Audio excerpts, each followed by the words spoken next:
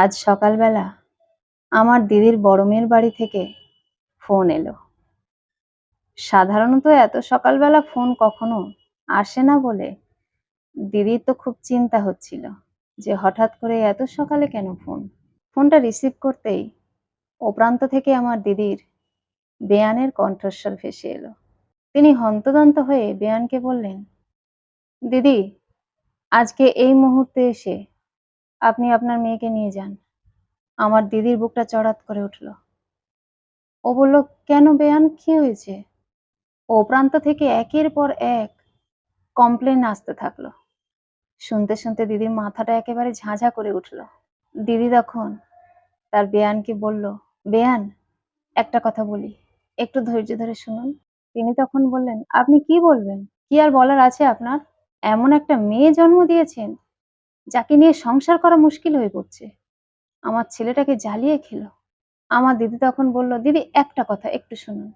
কথা হচ্ছে, আপনারা যখন আমার বড় মেয়েকে পছন্দ করেছিলেন, আমি কিন্তু আপনাকে বলেছিলাম, যেহেতু আপনাদের সঙ্গে আমাদের একটা ভালো সম্পর্ক, দাদা আমার স্বামীর বন্ধু, সেহেতু আমি আপনাকে কিন্তু বলেছিলাম যে আমার বড় মেয়েকে নয়, আমার ছোট মেয়েকে বিয়ে দিন আপনাদের ছেলের সঙ্গে।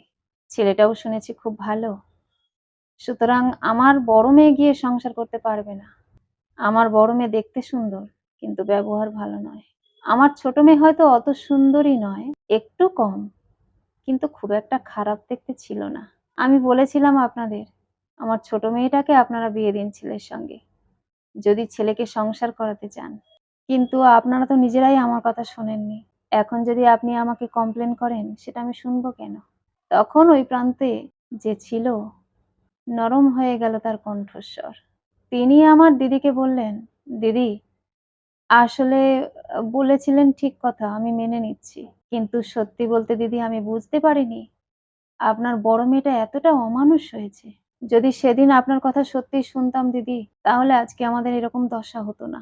আমার দুটো ছেলে, এই ছেলেটা ভীষণ ভালো, ছোট ছেলেটা একটু বাউন্ডুলে টাইপের, তাই জন্য ওর উপর আমার কোনো ভরসা নেই। ভরসা একমাত্র আমার বড় ছেলের উপর। আর সেই ছেলেটার জীবন এরকম ভাবে তছনছ হয়ে যাবে দিদি, কিছু কি করা যায় না? আমার দিদি বলল, দিদি, আপনি একটু ধৈর্য ধরুন। আমি আজ সন্ধ্যাবেলা আপনাদের বাড়িতে যাচ্ছি। আমরা দুই একজন যাব, গিয়ে দেখি কিছু করা যায় কি। যদি না করা যায়, আমি আপনাকে পরামর্শ দিচ্ছি, জামাই ওকে ডিভোর্স দিয়ে দিক, তারপর ও যা খুশি করে খাক, আমার ঘরে আমি ওকে তুলবো না। এই বলে আমার দিদি ফোনটা রেখে দিল। তারপর দিদি আমাকে ফোন করে সব কিছু বলল, সকাল থেকে যা যা হয়েছে। আমি বললাম, কি করি বলতো দিদি, তোর এই বড় মেয়েটার জন্য তো মান সম্মান একেবারে শেষ হয়ে যাচ্ছে রে দিদি। দিদি বলল, ও তোকে একটু মানে রে বোন, তুই চল না, আজ সন্ধ্যাবেলা যাই ওদের বাড়িতে। আমি বললাম, গিয়ে কি কোনো লাভ হবে কিছু? তবু তুই বলছিস যখন, চল যাই। বলে আমরা সন্ধ্যাবেলা জামাইবাবু বাড়ি এলে তিনজনে মিলে বেরিয়ে পড়লাম। আমার ছেলেকে আমার স্বামীর কাছে রেখে আমি গেলাম। যেতেই শাশুড়ি আর শ্বশুর একেবারে করজোড়ে আমাদেরকে স্বাগত জানালো, খুব যত্ন আত্তি করছে। এমনিতে ওরা ভালো মানুষ, দেখেছি যখনই যাই, যত্নের কোনো সীমা নেই। কিন্তু এবারে আরেকটু বেশি বিনয়ের সঙ্গে সেটা পালন করলো। আমরা যেতেই দেখলাম আমার দিদির বড় মেয়ে ঘরে চুপচাপ বসে আছে। ওর ড্রেস দেখে আমি খুব অবাক হয়ে গেলাম, তবু আমি কিছু বলিনি। আমরা যেতেই ও খুব একটা খুশি হয়েছে এমনটা নয়, বাবা মায়ের দিকে তো ফিরেও তাকালো না। আমাকে বলল, মাসি এসেছো, বসো বসো, বলে আমাকে বসতে দিল। আমরা তিনজনেই বসলাম। জামাই তখন বাড়িতেই ছিল, কিন্তু সে এতটাই ভেঙে পড়েছে তার স্ত্রীর ব্যবহারে যে সে আর এই ঘরে আসতেই চাইছে না। ওই ঘরে গিয়ে চুপচাপ শুয়ে আছে। আমি আমার দিদির মেয়েকে বললাম, জামাইকে ডেকে নিয়ে আয়, দুটো কথা বলবো। আমার কথার অবাধ্য কোনোদিন হয়নি, কিন্তু খুব যে বেশি পাত্তা দেয় সেটা কিন্তু নয়। সে আমাকে উল্টে বলল, আমি যেতে পারব না মাসি। এইসব আমাকে বলো না। তুমি ডেকে নিয়ে এসো, নইলে মাকে পাঠাও। আমি একটু রেগেই গেলাম। চোখ দুটো বড় করে তাকিয়ে ওকে বললাম, নিজেকে কি ভাবিস তুই? খুব বড় হয়ে গেছিস? কাউকে তোয়াক্কা করিস না? ও তখন বিরক্ত হয়ে গিয়ে তাকে ডেকে নিয়ে এলো। তবে ডাকার পদ্ধতি একটু অন্যরকম ছিল, যেটা যেকোনো মানুষের শুনলে গা জ্বলে যাবে। আমার দিদি এই ঘর থেকে বলল, বাবা একটু এসো না, তোমার মাসিমা ডাকছে, আমরা একটু কথা বলবো তোমার সঙ্গে। আমি বললাম, শুধু জামাই নয়, তুই একটু তোর বেয়াই বেয়ানকেও ডাক। আমার দিদি তাই করলো। সবাই এক ঘরে এসে হাজির হলো।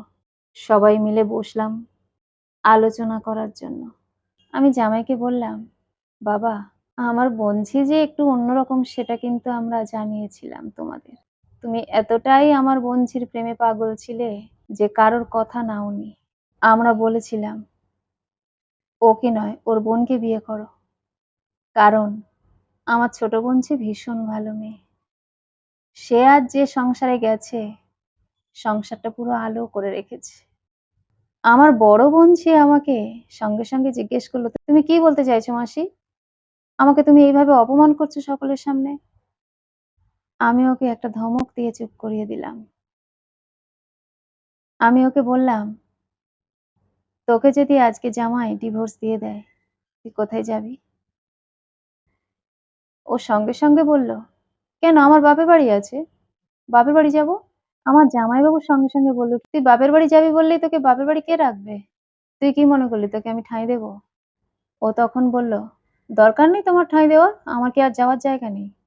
আমি তখন ওকে বললাম, তোর অনেক যাওয়ার জায়গা আছে আমি জানি, কারণ আমরাই সব থেকে ভালো জানি তুই কেমন ক্যারেক্টারের মেয়ে। তোর দিয়ে সংসার হবে না সেটা আমরা জানি। সেই জন্যই আমি জামাইকে পরামর্শ দেব, বাবা আর কোনো বোঝাবুঝির কিচ্ছু নেই, তোমাকে আমি সৎ পরামর্শই দিচ্ছি, ওকে ডিভোর্স দিয়ে দাও। জামাই তখন বলল, মাসিমা ডিভোর্স দিলে আমি দিয়ে দিতে পারি, কিন্তু আমাদের তো একটা মান সম্মান আছে। ভেবেছিলাম ও ভালো হয়ে যাবে। মা বাবা দুজনেই বলেছিলেন যদিও যে ও সংসার করার মতো মেয়ে নয়, তবুও ওকে তো আমি ভালোবেসেছিলাম। ও আমার জীবনটা একেবারে তছনছ করে দিচ্ছে।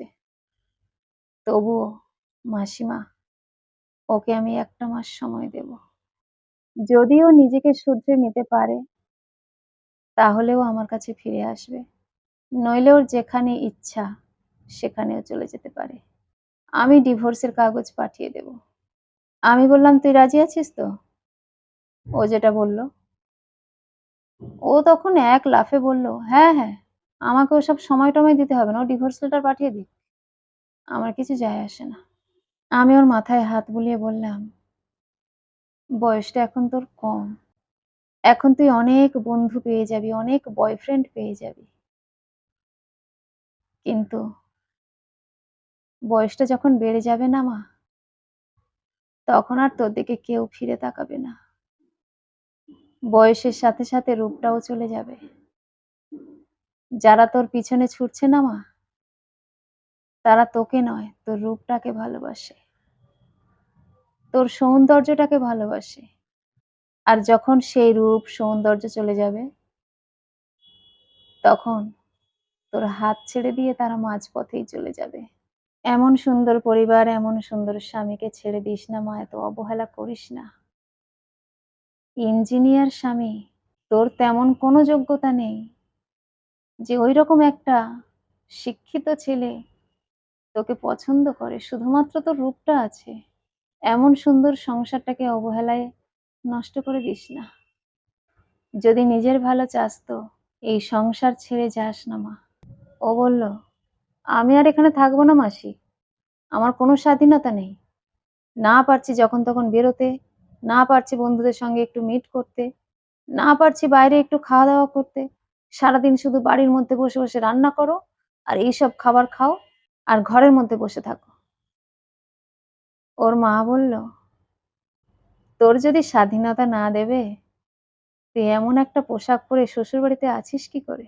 শ্বশুরবাড়িতে এইরকম পোশাক পরা মেয়েরা যদি বলে আমার কোনো স্বাধীনতা নেই, তখন সেসব মেয়েদের দুগালে ঠাস, ঠাস করে চড়াতে ইচ্ছে হয়। আমার এখন কি মনে হচ্ছে জানিস? তোর ঘাড়টা ধরে এই ঘর থেকে আমি নিজেই বের করে দিই। তোর শাশুড়ি তোকে কি বের করবে? তারপর আমার দিদি আমার দিকে তাকিয়ে বলল, "আমি এই মেয়েকে ঘরে নিয়ে যাব না। জামাই যে ১ মাস টাইম দিয়েছে, সেই সময়টা ও কোথায় থাকবে ও দেখে নিক। আমি আমার ঘরে রাখবো না।" আমি বললাম, "কি করবি? তোর মা-বাবা তোকে তুলবে না ওদের বাড়িতে। কোথায় যাবি? কোনো বন্ধুর বাড়ি? না আমার বাড়ি?" ও চুপ করে রইল। বেশ অনেকক্ষণ মাথাটা নিচু করে ভাবল। তারপর ও আমাকে বলল, "মাসি, এই ঘরে একমাত্র তুমি আর ও থাকবে। বাদবাকি সবাইকে একটু বাইরে যেতে বলো। আমার কিছু বলার আছে।" আমিও সবার দিকে তাকাতেই তারা নিজেরা বেরিয়ে গেল। তারপর ও আমাকে বলল, "আমরা আলাদা থাকতে চাই।" আমি তো ওর মুখের দিকে তাকিয়ে রইলাম ওর কথা শুনে। সঙ্গে, সঙ্গে জামাই বলে উঠল, "এটা সম্ভব নয়। আমার বাবা-মা অনেক কষ্ট করে আমাকে মানুষ করেছে। আজ ইঞ্জিনিয়ার বানিয়েছে। আর আমি সেই বাবা-মাকে ছেড়ে কখনো যেতে পারব না। আমার ভাই এখন পড়াশোনা করে। আমি আমার ভাইয়ের পড়াশোনার সমস্ত দায়িত্ব নিয়েছি। আমার বাবা এতদিন অনেক কষ্ট করেছে। আমি বাবাকে বলেছি, তোমাকে আর কোনো কষ্ট করতে হবে না। আমি এই সংসারের দায়িত্ব নিচ্ছি, ভাইয়ের দায়িত্ব নিচ্ছি। সেখানে আমি এই বাড়ি ছেড়ে কখনোই যেতে পারব না। দরকার হলে ও চলে যেতে পারে।" ও কখনো বিশ্বাস করতে পারেনি যে ওর স্বামী ওকে এতটা ঘৃণা করে। এতটা বছর স্বামীর উপরে শুধু জেদ খাটিয়ে এসেছে। স্বামীর উপরে যা খুশি তাই করে গেছে। যেটা চেয়েছে সঙ্গে, সঙ্গে এনে দিয়েছে। আজ সেই স্বামী তাকে এতটা ঘৃণা করে, ও সেটা মনে, মনে উপলব্ধি করল। যে এমন বাচাল, এমন ছটফটে মেয়ে, সে কিনা তার স্বামীর দিকে অবাক দৃষ্টিতে তাকিয়ে রইল। আর তার চোখ থেকে আমি ফোঁটা, ফোঁটা জল পড়তে দেখলাম। যখন দেখল তার নিজের বাবা-মা তাকে সহ্য করতে পারছে না, এতটা ঘৃণা করে যে নিজেদের বাড়িতে তুলতে চায় না। আবার এদিকে নিজের স্বামীটাও তাকে এতটা ঘৃণা করে, সে বিশ্বাসই করতে পারছিল না। তখনই সে সিদ্ধান্ত নিল নিজের চরিত্রটা বদলাবে। সে আমার সামনেই তার স্বামীকে প্রশ্ন করল, "তুমি আমাকে এতটা ঘৃণা করো?" তার স্বামী আর তার দিকে তাকাতেও চাইছে না। এতটা ক্ষোভের সৃষ্টি হয়েছে তার মনের মধ্যে। আমি ওকে বললাম, "তুই এখন বুঝতে পারছিস তো? তোর এই আচার ব্যবহার, এই চরিত্রের জন্য তোকে কেউ দেখতে পারে না। তুই আজ দেখ তোর বোনটা কত সুখে আছে। স্বামী, সন্তান, শ্বশুর, শাশুড়ি সবাইকে নিয়ে কত শান্তিতে সংসার করছে। আর তোর এই আচার ব্যবহারের জন্য সারা জীবন তুই সকলের কাছে ঘৃণার পাত্রী হয়ে থাকবি। একটা কথা জেনে রাখিস মা, কারোর দরকার নেই পাশে। শুধুমাত্র স্বামী যদি পাশে থাকে, আর কিছুরই প্রয়োজন পড়ে না।" ও আমাকে বলল, "মাসি, আমি আজকে থেকে নিজেকে শুধরে নেওয়ার চেষ্টা করব। আস্তে, আস্তে আমি পুরোপুরি বদলে নেব মাসি। তুমি বিশ্বাস করো। তুমি আমাকে নতুন দিশা দেখিয়েছ।" আমি ওকে ইশারা করে বললাম, "জামাইয়ের পায়ে ধরে ক্ষমা চা, যদি নিজেকে বদলাতে চাস।" ও সঙ্গে, সঙ্গে গিয়ে ওর স্বামীর পা ধরে কাঁদতে লাগলো। জামাই তো একেবারে অবাক। এটা কি করে হলো? এ কখনোই সম্ভব নয়। এই মেয়ের চোখ থেকে কখনো জল পড়তে পারে না। অবশ্য এর আগে কখনো এরকমটা করেনি। তার মানে এটা নাটকও নয়। জামাই তার গাম্ভীর্য বজায় রেখে বলল, "আজকের পর থেকে যদি দেখি তুমি বদলে গেছো, আমার বাবা-মা, ভাই সকলের সঙ্গে ভালো ব্যবহার করছো, নিজের পোশাকটা পরিবর্তন করেছো, তাহলে জানবে আমরা সবাই তোমাকে মানিয়ে নিয়েছি। আমরা সবাই তোমাকে ভালোই বাসি। তোমার ব্যবহারের জন্য তোমার থেকে দূরে সরে গিয়েছিলাম। আমার থেকে আগে আমার বাবা-মার কাছে গিয়ে ক্ষমা চাও। তাহলে আমিও ক্ষমা করে দেব।" আমার বোনঝিকে আমি হাত ধরে বললাম, "যা মা, ক্ষমা চেয়ে নে।" নিজের সংসার নিজেকেই বাঁচাতে হবে। ও সেটাই করলো। ওই রাতটা আমরা খুব আনন্দে কাটালাম ওখানে। আমার ছেলেটা অবশ্য বাড়িতে তার বাবার কাছে আছে। ছেলেটা একেবারে ছোট নয় বলে তাই এতটা চিন্তা করলাম না। ছেলেটা আমার ক্লাস 1 এ পড়ে, ৬ বছর বয়স। তাই নিশ্চিন্তে ওই রাতটা আমি ওখানেই কাটিয়ে পরের দিন সকালে হাসি মুখে বাড়ি ফিরলাম। আমাদের সব মেয়েদেরকেই একটা কথা ভাবতে হবে। নিজের পোশাক, আচার, আচরণ কখনোই এমন করা উচিত নয় যে অন্য মানুষের চোখে সেটা খুব দৃষ্টিকটু লাগে। কোনো মানুষের সঙ্গে দিনের পর দিন খারাপ ব্যবহার করে যাওয়াটা কখনোই রুচিশীল হতে পারে না। কলমে ও কণ্ঠে, সোমা।